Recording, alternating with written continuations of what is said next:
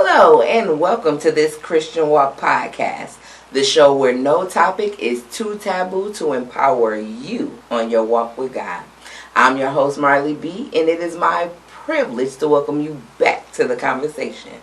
And on today's conversation, we first want to remind you this: your thoughts matter, okay? Because sometimes we'll downplay our thoughts, or sometimes we just allow them to run wild, and we don't know that when we do that, that our life will run wild right with them. So we need to, not run away from our thoughts or let them run away. We have to face them head on, and we have to control them, because the Bible says, so a man thinketh, so is he. And you are your thoughts. And what you're thinking is going to help to mold your life. So this is a show that's going to make you think about the stuff that you're thinking about. I actually invited a teacher, a spiritual teacher actually, Miss Reverend Rosedale, who is going to talk about how she was at a place where her thoughts were, taking her to a place that she didn't like. And she didn't allow them to just continue to run wild. She did something about it. And when she did that, her whole life changed for the better.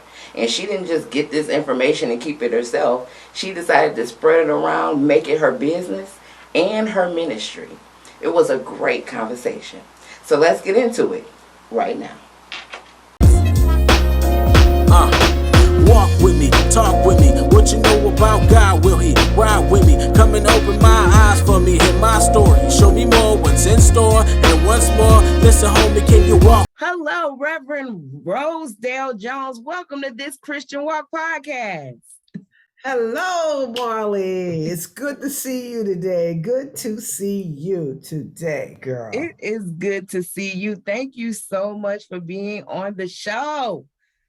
I'm excited here because Me too. I'm happy to be here. Yes. Well, first of all, let me just go ahead and before people wondering who this is, let me start with some receipts here. Okay.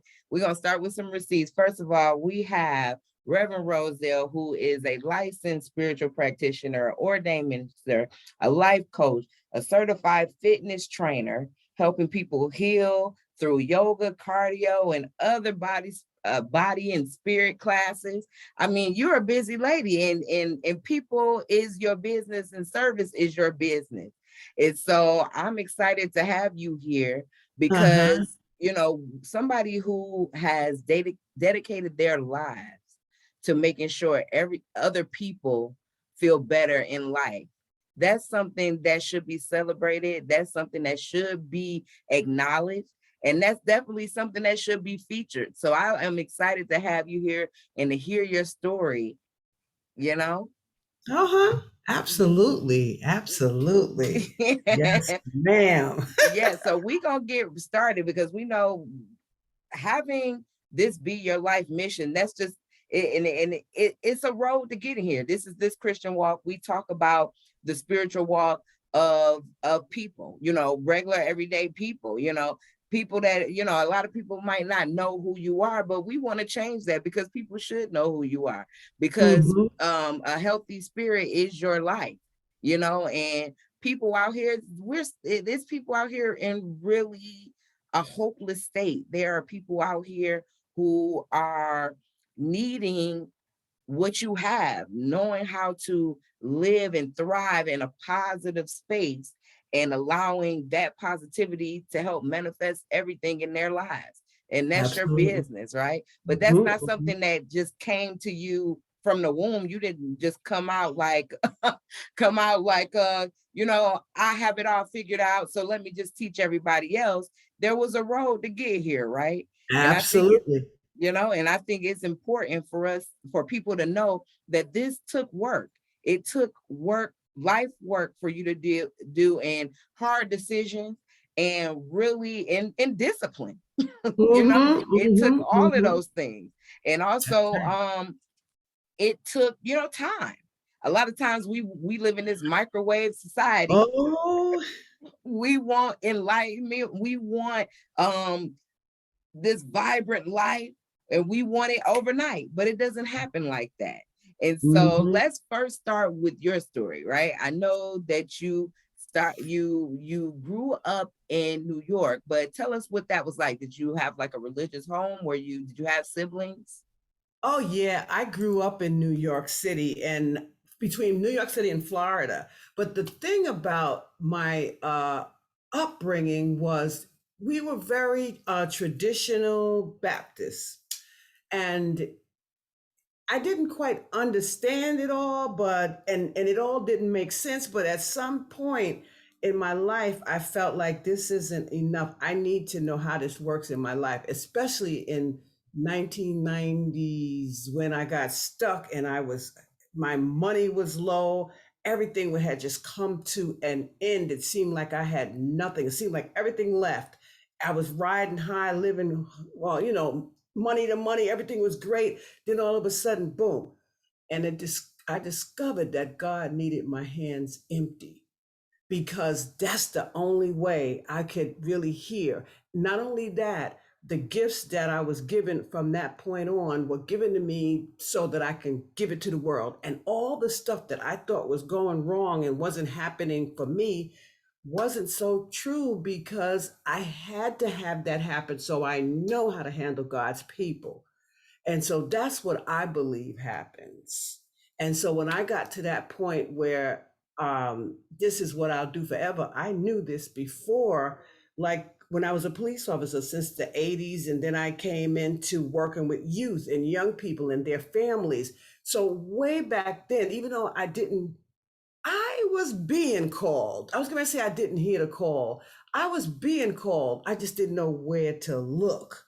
And I And get that. So so let's start with that first life, right? That first life of being a police officer. Did you start being a police officer right out of high school, or how did you get into that line of work? right. I got into that line of work to get my college paid for, which I did. Hmm. So they were paying for your education at the time. So once I got my college paid for, as I was going through, I got my college paid for. But I went through, I'm telling you, by that time, I realized I was a counselor in when I was taking care of people and their families and the kids. And all of a sudden, I saw them change because the things that I was doing and learning, and I didn't even know I was learning it. So So that how long whole were you a thing, police officer? oh, I was a police officer for like 15 years. 10 years. Yes. So, and during that time, and then at what rank were you like walking a beat, or did you go up to detective? Well, for a little while, I was walking the beat in the very beginning, and then I moved into different departments. Then I moved into community policing. So, community policing was big because that was really what my calling was, to be with those families and those children and the high school kids. And so I had in Queens all of those high schools and junior high schools, and that was my whole beat, the whole group of that, and that So was when you, I'm sorry, I didn't mean to cut you off, but when no you're when go. you're when you're in the community, so what does that look like? So do you have to like go to schools, or is it like a service where people come to you? How did that work? Oh, I went to schools and I started out in my office, which was the youth office. And I started out having kids come in every Wednesday after school just to talk to them and have a little meeting. The meeting had gotten so large that small office couldn't hold all of us. So I had to get a high school auditorium to meet with these kids every week. And so we had little things we would say. And one thing was called uh, the deservability treatment. And so I was reading that to them, but I had no idea how powerful those words were that we were saying. But I saw them change. I felt me change. I knew that something good was happening, and I didn't understand why. So So, but that all you're started in basically having like affirmations with them, and you're reading them and having them read them.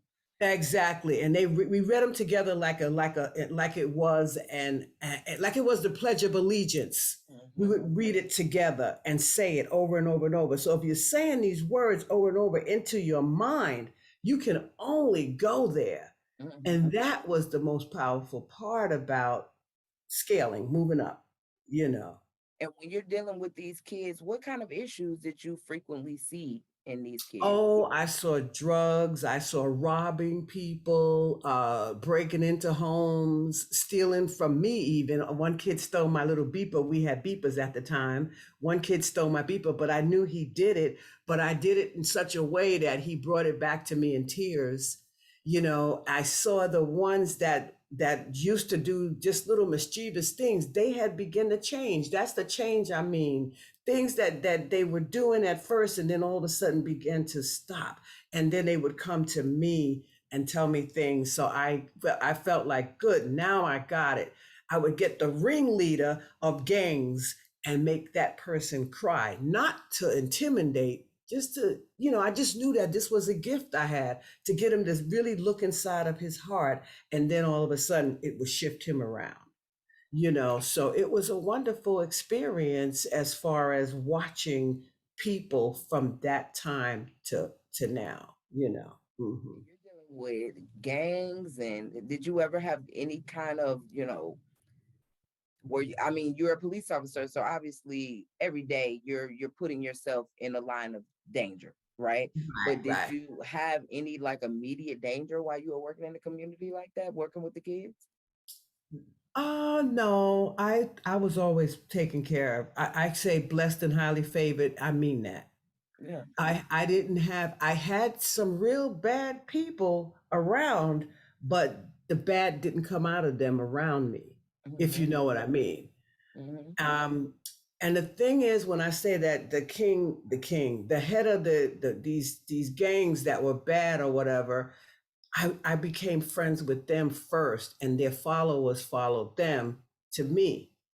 And certain things would happen where they'd be a riot or something like that, and they call me over there, and then they go, hush, hush, here she comes, because now they know I'm coming. It's me, and it wasn't going to be because I'm bad or whatever. It was because they had this thing about me. They had a respect for me, and it was mutual because I touched their hearts and their spirit. That's where you do it, especially with young people. Get into their hearts and spirits, and you have them. Just don't do anything to abuse them, but just get them. And so that was I don't call it talent, but that was my Still a a gift. part of It's still a my gift. gift. Yeah, Yeah, it's yeah, I would definitely a say gift. gift. Hmm. And then and at this point, 15 years, you were working your way through school, but found this calling, so to speak, in the middle of it, right? And then, so what were you going to school for? Oh, I was going to school originally for to be a lawyer. So I went to all those schools. What was my major? My degree was in criminal justice science, bachelor of science. That was the first bachelor's in criminal justice. So then that's what I was going for, and they paid for it. I graduated in '95, and it was just exciting to be able to get that, and that's what I came there for.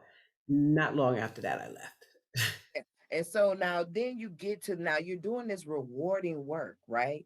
And you found it, you found this rewarding work. You're in a place where you don't feel like you're in imminent danger, because a lot of people leave the police force because it's just a dangerous lifestyle, it's a stressful lifestyle, but you found a happy place in it, Right. It a wasn't that purpose in it. dangerous. So at No. what point did it turn for you? At what point did it start to get to this heavy feeling for you? Oh, when spirit was calling me, where I feel that all that work I was doing with the children, yes, I didn't know where I was leading it to, but it was feeling good. Then I would come in feeling good at home, coming back and watching the drama with different things.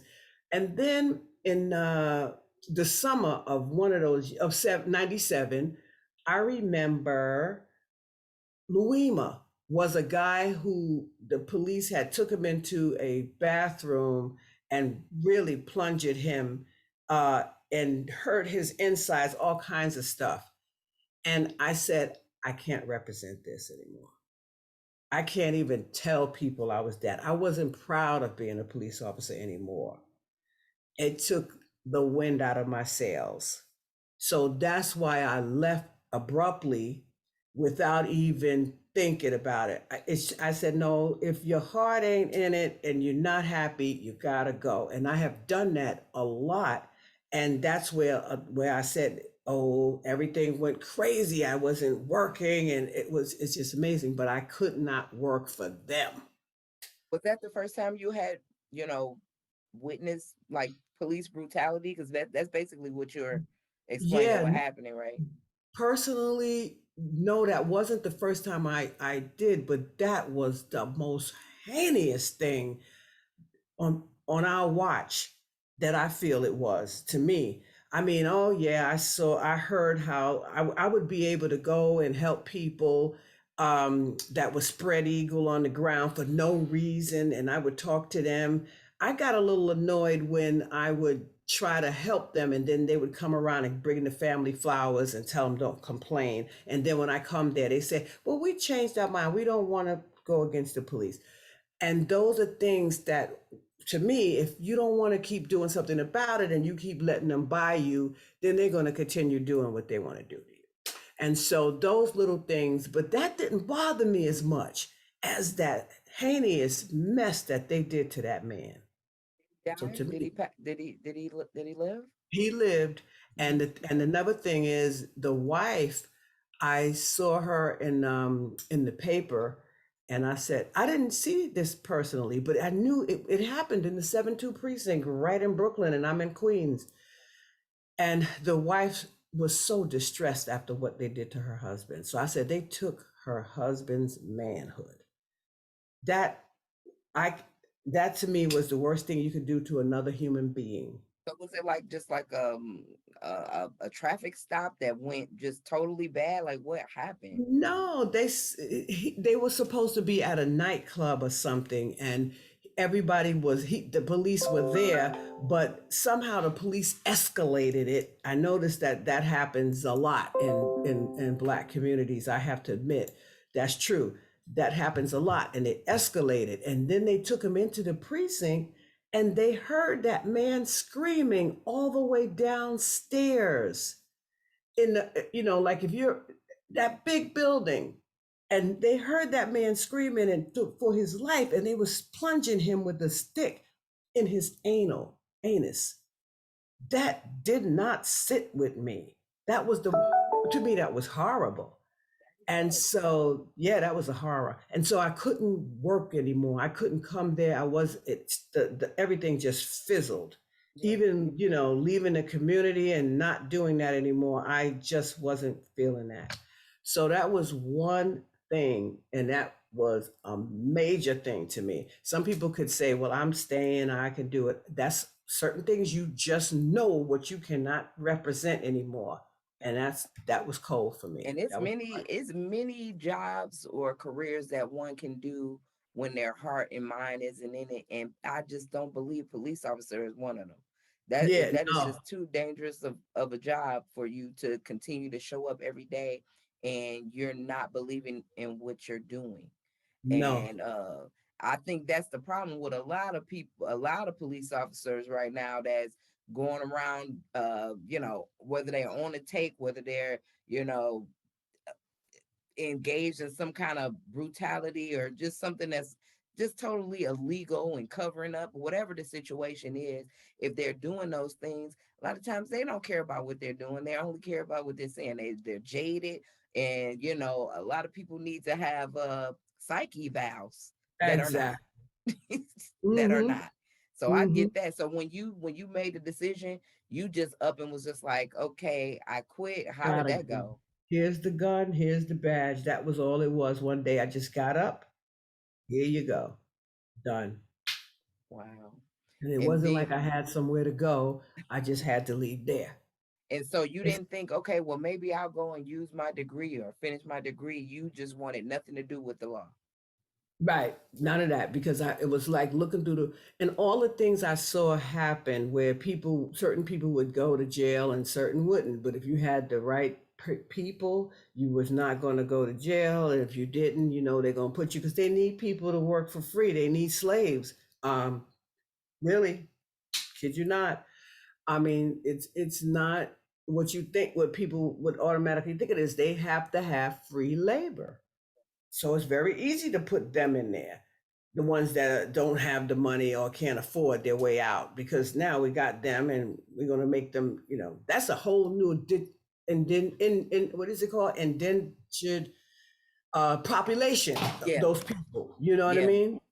So that's a whole new different set of people that they've Hmm. trained to come and do their little dirty work. Wow. And then so after you quit, and then you're just like, okay, I'm not doing this anymore. So how long did you? And then what was life like then? So did you just kind of be still, and what was life like for you then? Everything was good for about a year. Then I had to be still, meaning that I started trying to figure out. I remember one night saying to myself, and that's when the train started moving. I said, I need to find my higher self. I used to get up in the middle of the night, walk that apartment from the bedroom back and forth. And one day I just yelled out, I just want to find my higher self. And Did you know what that meant at that moment? My higher no, self. all I knew is all I knew is I needed out of that lifestyle, that belief, whatever it was that I wasn't understanding. I needed to know more about God, the God in me. And then that's when it all started coming to me, from that point on. Felt you needed to go. And I like the fact that you mentioned that you have been in church pretty much your whole life and didn't Right. understand that. I think that so many people can, because, and then at this point, how old were you when you were Yeah, leaving? I want to say about 35, 7, something like Right. that. And Still you don't have, know. right. And it's so many people sitting up in church going faithfully and don't really know what it's about.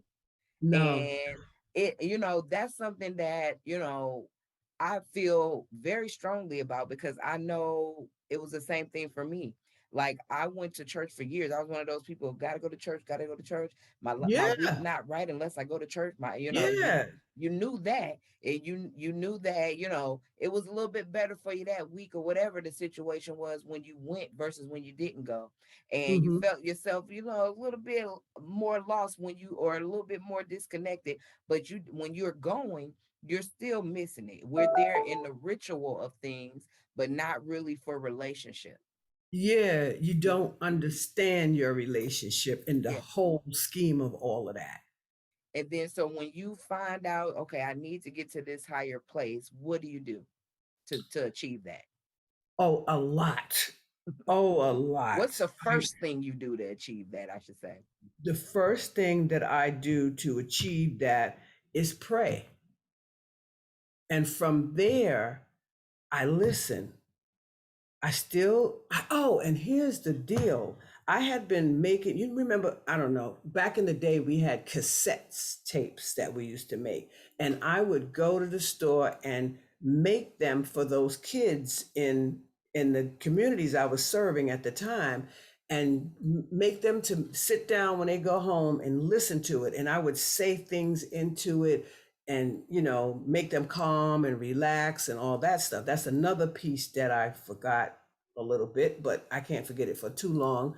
But they were playing those, but I was playing those for me too, because I had to proofread them to make sure it sounded good and it made sense.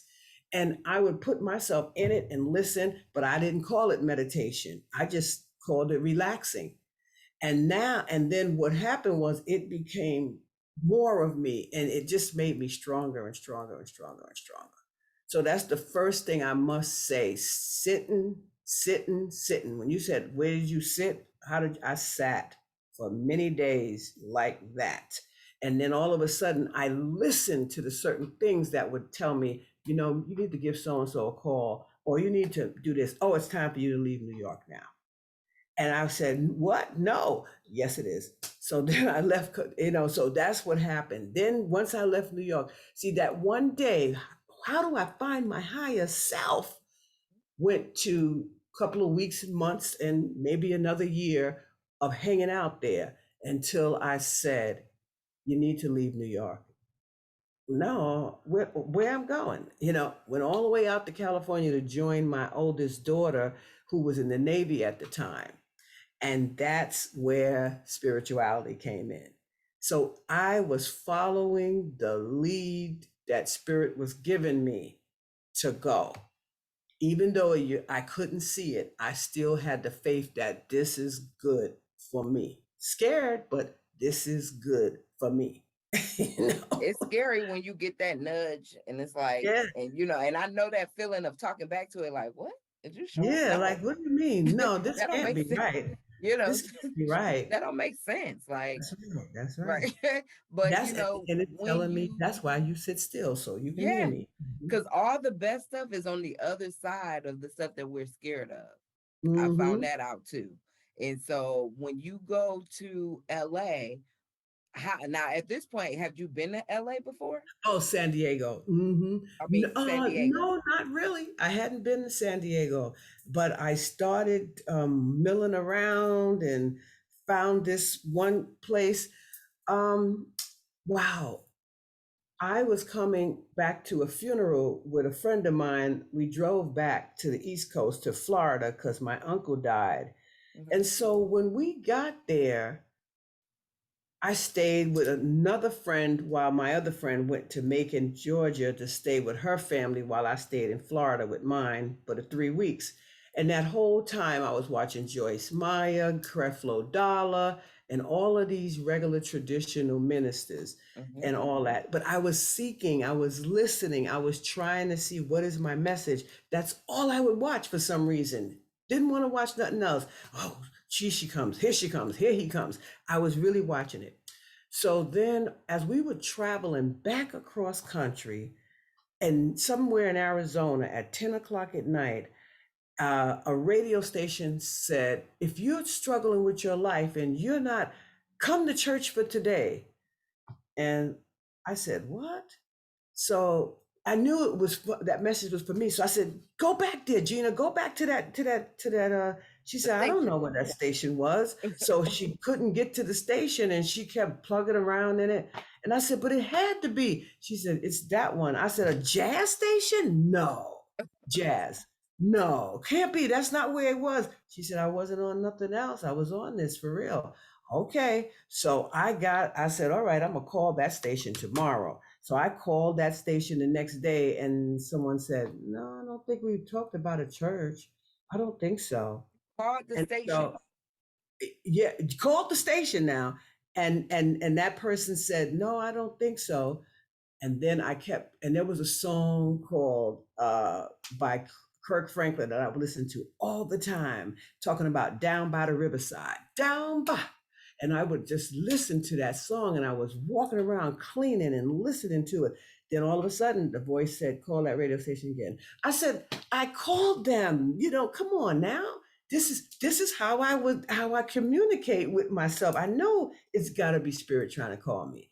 But even though I thought it was ridiculous, even though I think it's ridiculous now, I still do what I'm told. Yeah. So I called, and sure enough, a lady got on. She said, I don't think so. And then she said, but wait a second, let me just check something out.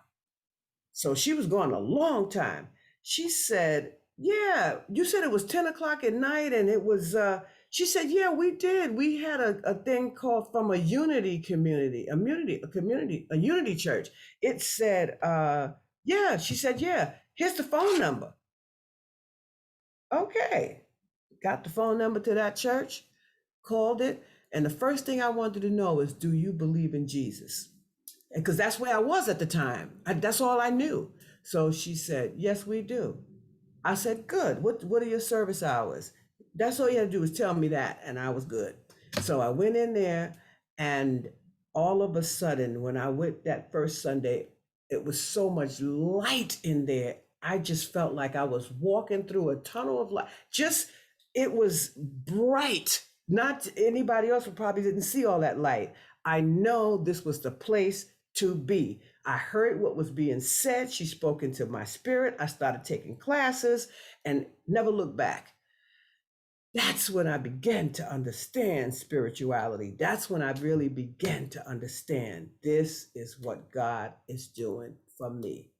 getting to my getting to my soul, getting into me. And Now I know that you said that you were not only in a very bad place as far as spiritually, mentally, but also physically. And was that during this time when you were having those physical ailments as well? oh yeah, because that's when the blood pressure was starting to show up and things like that. Everything started to show up. And then at what point did that start changing? Did everything Like start five changing? years later, 5 or 6 years later, when I started to understand more and work with their practitioners and work with the people there and all of that stuff. When I began to really understand what it was really all about, there was a woman that would let me come meet with her all the time. And that's when I began to learn. And like a couple of years later, I started learning that you can heal yourself. You just have to learn where to go with it, how to do it, and how to listen. And the listening part is the most crucial part because it doesn't make sense. But anytime something doesn't make sense, I know it's God. Because God is not, he is outside. His ways are outside, are not our ways. His thoughts are not Mhm, our thoughts. And once mhm. we wrap our mind around, we're not gonna figure everything out about No, God. no, you But never will. it You still cannot. takes You us can't. right. But That's we right. still have to get to a point where we trust him. When Exactly. when did you at what point did you know like I can trust this, even though I can't figure it out? Oh my goodness. I think from the very beginning, I trusted it. I Hmm. didn't believe it yet. It's when I believed it, is when things started happening. Hmm. So I trusted it all along, but believing it was a whole new story because now once I believed it, it's over. There's nothing nobody could tell me now. You can't tell me that we ain't coming out of this because we're coming out big. And I knew that it was, I know, so. And that is huge because our confidence in God's ability to do what it is that we want is crucial. We go in and we ask, we pray, but we don't really put our belief on it. And anything that God is going to give us, we're going to have to pay for it with faith. That's It right. is a charge of Faith faith. is, mhm. Oh yeah. And I And think that it's, is it a is. huge revelation. So Mm-hmm. at what point, so at this point, you got on that journey of doing what you needed to do for yourself. And then at Right. I what healed point, me first, right. and then suddenly it needed it. I was told that people needed. When a woman came up to me in the church I was studying in to be a minister, and she came over to me and said, "I want you to counsel me." And I was like, "Really? You really want me?" And sure enough, that's when it all happened. I didn't make any you know how you prepare and write up things, this is what I'm gonna do. I never do that anymore. Never. I just speak to her and I let spirit do all the talking. And I ask the questions and the person gives me their answers. I help people get insight to what they need. And that's what it's all about. Insight and transformation. And that is exactly what comes out of my counseling sessions now, the conversations that we have. It's not necessarily to call it counseling, but if that's what somebody needs to hear a word, then I'll tell you it's that. But it isn't. It's you coming to your insight, and I let spirit tell me what questions to ask. So is And that you basically essentially saying this is me coaching you through this? Because is that the difference between a counselor and a life coach? Because you have some people who just do not I believe, don't think like there's a difference. they will not go the counseling route at all, whether it's therapy, whether it is psychiatry, whether it is just a certified counselor. They don't believe in it. They will not try it.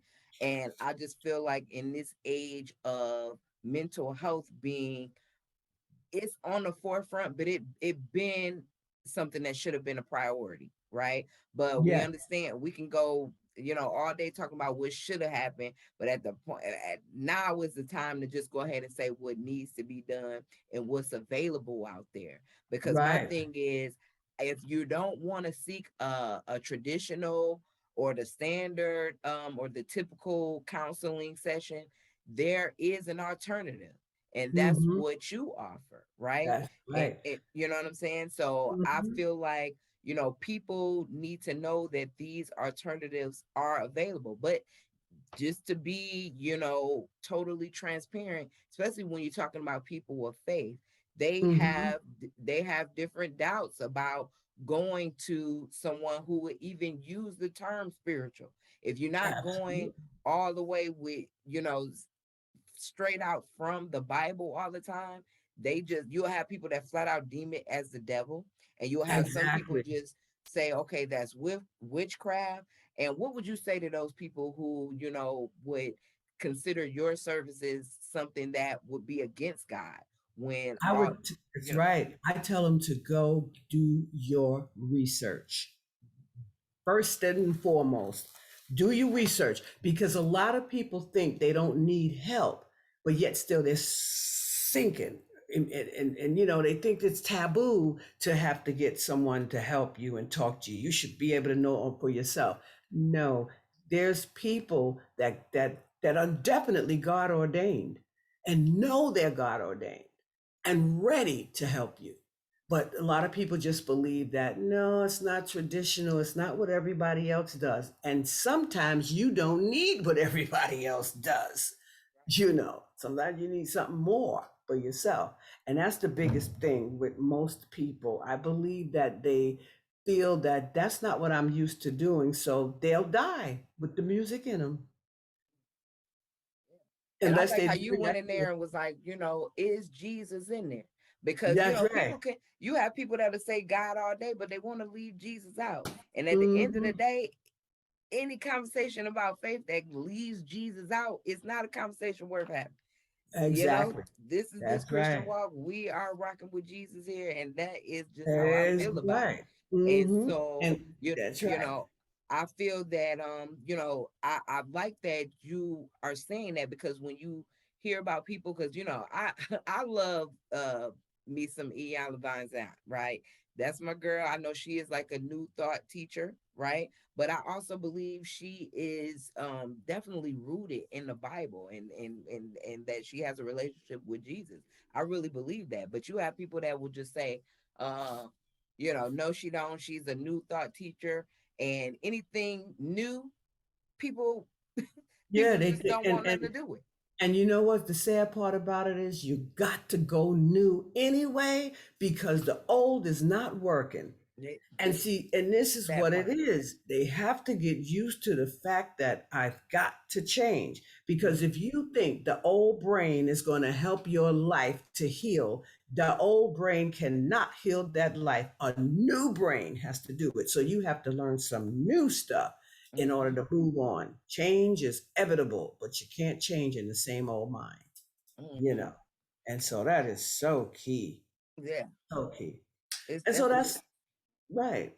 Hmm. that's definitely the way. So when you think about meditation, tell me what how can meditation be something that is essential to living your best life?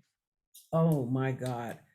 If people do not sit and still, they will never hear what they need to hear or never do what they need to do. The every day with the rat race, constant going. Oh, I'm listening to the music. I'm listening to God's music. I'm doing this. I'm going to listen to the talk. I'm going to listen to the word. Hey, what about you sitting still? Because that's where your answers come. Meditation is to clear your time, clear some space on your calendar for me. And that me is that God within you that's connected to God with everywhere. Because there's no spot that God is not. And so wherever the connection is, you will be able. Let's say a person is looking to better their relationship. They will go to the right places, talk to the right people. Say they're looking for a new home. They will go talk to the right people, and the right people will line up with them. If this world is 100% spiritual, but people think that all I got to do is read and I don't have to do nothing else. Or all I got to do is pray. No, treat and move your feet. And that's what people think that'll do. Now you have to sit down and contemplate. You have to sit down and really go into what you're thinking. How was I today? Who can I forgive? How can I forgive me? You have to take that time and reflect. Meditation is all about reflection. People think you have to sit there and close your eyes and you got to get the right teacher to learn what meditation is all about. Meditation heals. Meditation also creates the place for you to go to do the things you need to do. And it lets you know, it helps you to trust that instinct that's coming from you. So you had that time with yourself. It's just this confidence that comes over you. I got to leave New York now. I've been doing it, but I didn't call it meditation, but I had been doing it. And I know it was because I'm sitting there and then jot down, journaling about some of the things that I'm thinking about, what's going on in my mind. This is what's happening to me.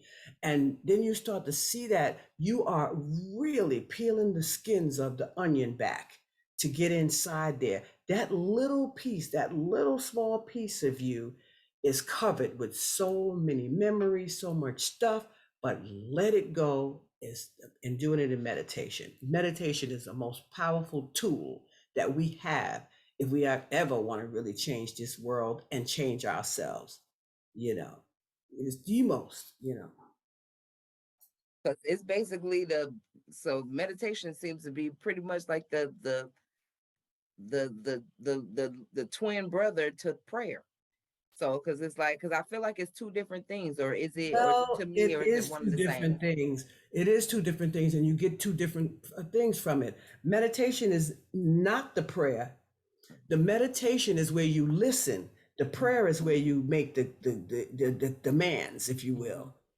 And when you do the meditation, you listen. I'm talking. Now you stop talking and you listen. So meditation is about listening. So they are two different things, and they must be both used. Or I've heard what's that the point? before. Like we take time to talk to God, but we don't take enough time Time to to listen. hear back from Him, That's and right. that's what meditation is about. You're listening, sitting, reflecting, listening. And Hmm. it's so valuable, way valuable, Hmm. you know. And then so now you help people, and you help people teach, because this is a skill. Meditation is a skill. It is Oh, not something indeed. you can just say, okay, let's go ahead and I'm start just it. going to go and be quiet. Right. No, you got to have Right. You somebody can't that's just going go to on and be lead quiet. you. That's right. Lead me, help me, let me understand this. You got to have somebody that's going to lead you, that know what they're doing and that knows God. Right. And so and that's when we get into, your services, right? So we know that you can help with the coaching, with the meditation. What other services would somebody come and, well, first let's talk about a good time when a person should seek out your services. When is that? When, at what Oh time? Because my sometimes God. people don't always know when Yeah. is a good time to do it. So when would you say, based off of your expertise? When a person, just plain and simple, when you're stuck and don't know what else to do and you don't know where to go. Because what happens is, one thing you do is listen, sit down and have a conversation. You get your own insight from that conversation, but you don't get that. No one affords you that because you're not listening to questions of someone else. It's just based on uh, you and me sitting down and talking about that. But if you need to know when you need to go to someone, is when you're stuck and you don't know what else to do. And you've done, even if you don't even wait till you don't know what else to do, because sometimes that's too late. If you're feeling stuck right now, you don't know what to do, you need to transform, change. And that's what I say, I can help with that. They deserve to feel a higher on the emotional scale than they have been. That emotional scale is so important because that's your connection to God. So, other than that, people become mentally drained, and mental health is starting to become a major downfall as well for most people. And they Absolutely. don't really realize that. People say, "I'm suffering from depression," but do you? Okay, you hear someone tell you that you're suffering from depression, you're going to keep taking the medication, and the Mm-hmm. medication is making you feel worse. Mm-hmm. Hmm. Hmm, that's a bit much. It's when the person feels stuck and they don't know what else to do, Mm-hmm. and they've tried so many different things. It's time to come to someone who or who you just go to somebody who you can think you can talk to, Right. because it's just not the old stuff that people have been used to doing. And so you said when a person feels stuck. So just to get specific on what areas of a person's life you can assist with, right? I Every mean, area, so I every mean, just to, area. so whether it's you're feeling stuck in your career, whether you're feeling stuck in your Weight, spiritual, health, you're right. Go health, for it. relationship, marriage, wanting to get married, wanting to change your ways so you can attract that person. There is nothing that we can't do together when that person and I sit in front of each other knee to knee. But it's not really knee to knee because it's really on Zoom.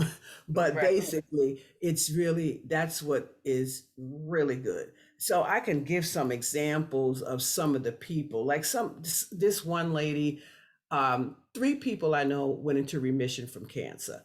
But it's not just they're going to go into remission from cancer from a conversation. They have work to do.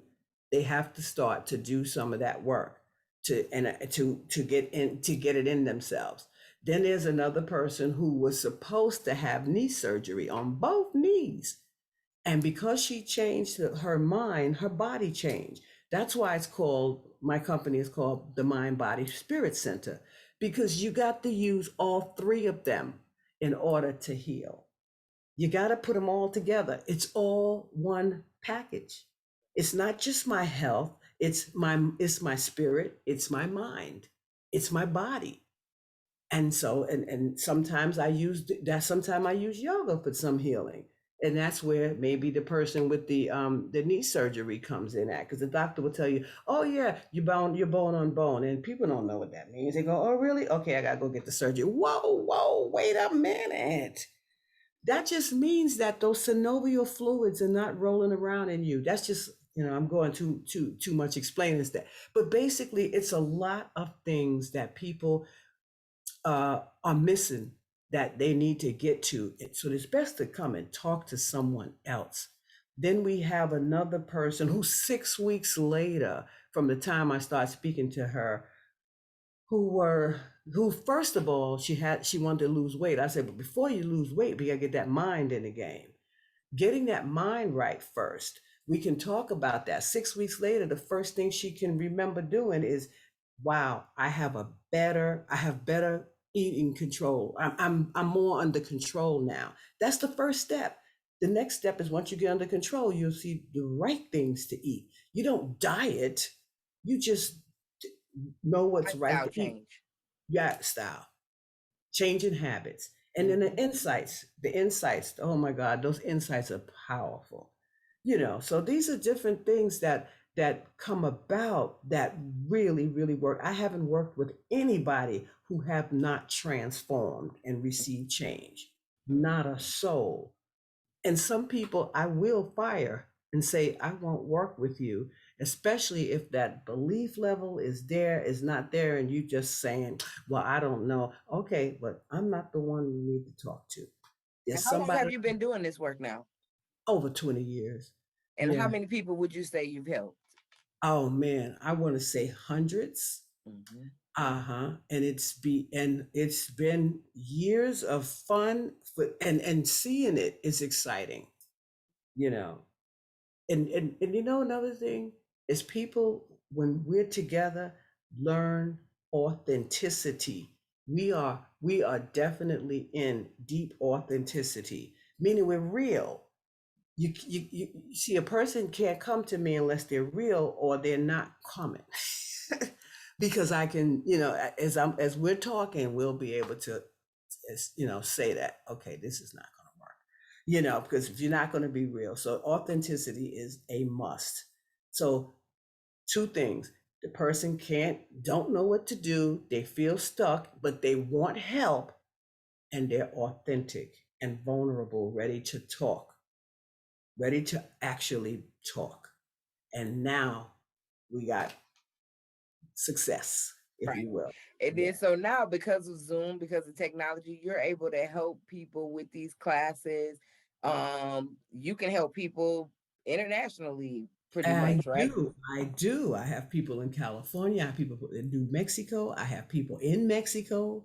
I have people in Colorado and Texas. So it doesn't matter anymore. We don't have to be local, if you will, and say, I'm going to go to your office. It's nope, it's right there. So transformation and insight together excites me. That's what I like to say. And if somebody wanted to reach out to you for your services, how can they contact you? Oh, let me put my in chat. I'll put But my that's not going. You got to say it because oh for the people the people who watching not gonna be able to not oh gonna be able oh to see okay, the I chat. got you. It's okay. MBS is www.mbs.info. I was putting it in there for you too, so Oh you yeah. can read it out to them. But yes, it's mbs.info. Mm-hmm. Okay. And Oh man, so I mean there you say can and you offer. MBSC. Excuse me, I tried to say that. Go for it. MBSC, Mind Body Spirit Center, MBSC dot info. Yes. Yeah. Dot info. Yes, you have it here. You have it here. Well, I know that is, well, thank you so much for being here, Reverend Rosedale. I am super proud of the fact that you are building this business and you are doing it too with the sole purpose of building God's people and letting people know not only who they are, but whose they are and healing people's mind, body, and spirit in the process of doing that. It is definitely commendable work. It is respectable work. And, I appreciate your passion and I respect your purpose on this earth. Thank you, Marley. And thank you for having me. It's been wonderful to be here. And thank you so much. You're very welcome. Thank you. Okay, so I'm Thank you so much to my guest, Reverend Rosedale, for coming on to the show and sharing your story of faith, your walk of faith with us. If this conversation spoke to you, please like it, please share it, and definitely please subscribe to my channel on YouTube. And also, I want to remind everybody you can also listen to our shows, past and future, on iHeartRadio as well as Apple Podcasts. Well, thank you so much for joining this conversation. I think if we had to pick just a few nuggets to take away, number one would be confident, right? This is about confidence. When we go out and we take control of our thoughts and we get closer with God, it helps to build our confidence so that we can step boldly into everything that He has for us. Because when we let our thoughts take us, or even shame and guilt from our past mistakes, if we allow those things to just continue to keep us going in a downward spiral, or to just stay stagnant and stuck, none of those things are good. But we have to remember that when we want something for God, we can ask for it all day. But at the end of the day, it's going to take action. So whether you do that action yourself in prayer and reading your word, or in just seeking out all kinds of ways to expand your knowledge about God, so that you can expand your knowledge about His purpose for your life. Whether you're doing it that way, or if you feel like you need help from people like Reverend Rosedale or other spiritual teachers that are available out there to help you strengthen those muscles that's going to help you walk in confidence, mind, body, and soul. And one thing I know on this walk with God, loving God can be easy. Trusting God can be hard. But I believe we can all get there one step at a time on this Christian walk. I'll see you next time.